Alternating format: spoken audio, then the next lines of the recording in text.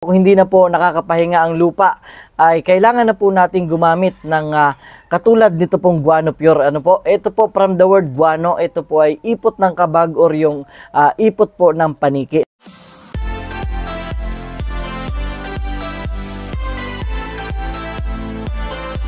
Isang magandang araw na naman po mga kasaka. Kamusta po kayo? Ako po muli ito, ang inyong agriculturist, sumasaludo sa magsasakang Pilipino para sa Pilipino. So ngayong araw po mga kasaka ay gusto ko pong ipakilala sa inyo ang isang produkto ng Esertec Corporation. Ito pong nasa aking magkabilang gilid. Ano po? Ito po ay isang natural phosphate fertilizer. Ano po? Ang maganda po dito, ito po ay pwede sa lahat ng ating halaman na itinatanim. Ito man po ay palay, mais, gulay, tubo, abaka, mga fruit trees ay pwede po ito. Ito po ay merong NPK na 0,22,0. Meron po siyang 22% ng phosphorus. At ang maganda po dito ay meron na rin po itong calcium, meron na rin pong magnesium at napakarami pa pong mga nutrient na kinakailangan ng atin pong mga halaman.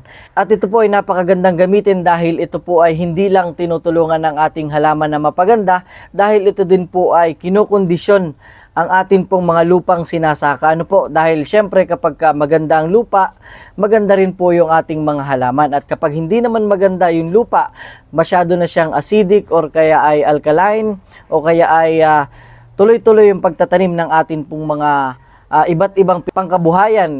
Ano po, kung hindi na po nakakapahinga ang lupa, ay kailangan na po nating gumamit ng katulad nito pong Guano Pure. Ano po? Ito po from the word guano, ito po ay ipot ng kabag or yung ipot po ng paniki. Sa madaling salita po, ito po ay isang soil conditioner. Ano po? At kung itatanong nyo po kung paano po natin ito gamitin sa atin pong mga sakahan, for example po sa isang hektaryang palayan or sa isang hektaryang maisan, ano po, mangangailangan po tayo ng 10 bag nito, 6 to 10 bags kada hektarya na po yun. Yun po ay sapat na po para ikondisyon yung atin pong lupang sasakahin. Ano po, lalo tigit po ay napakarami at puro synthetic na lang po yung ginagamit nating mga abono. Kaya napakainam po na gumamit po tayo ng Guano Pure dahil ibinabalik po nito yung pagiging produktibo po ng atin pong sakahan.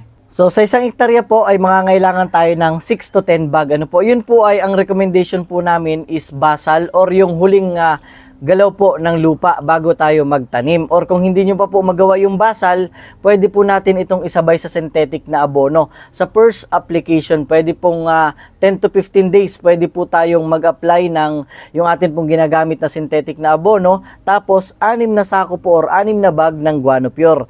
At yung natitira pong 4, ay i-apply po natin, isasabay din po natin yan sa synthetic, dun po sa padalawang pag-apply natin ng abono or yung nasa 25 to 35 days na po. Paano naman po kung halimbawa sa mga gulay, anytime po ay pwede tayong magsabay or gumamit, mag-broadcast ng Guano Pure, isabay po natin sa synthetic. At ito pong ating Guano Pure ay available na po ito sa buong Pilipinas. Magtanong lang po kayo sa inyo pong mga suking agricultural supply. Sabihin nyo po, ito po ay produkto ng Esertec Corporation. At kung meron pa po kayong mga tanong, ay pwede po kayo mag-comment sa ating comment section at atin pong sasagutin sa abot po ng ating mga kaya. So sana po ay makagamit kayo ng Guano Pure, isa pong natural phosphate fertilizer, ano po, na napakagandang gamitin sa atin pong mga sakahan at napakalaki ang naitutulong sa pagpapaugat sa atin pong mga halaman. Alam naman po na natin na napakaraming nutrient at saka tubig ay dumadaan po dyan sa ugat. So,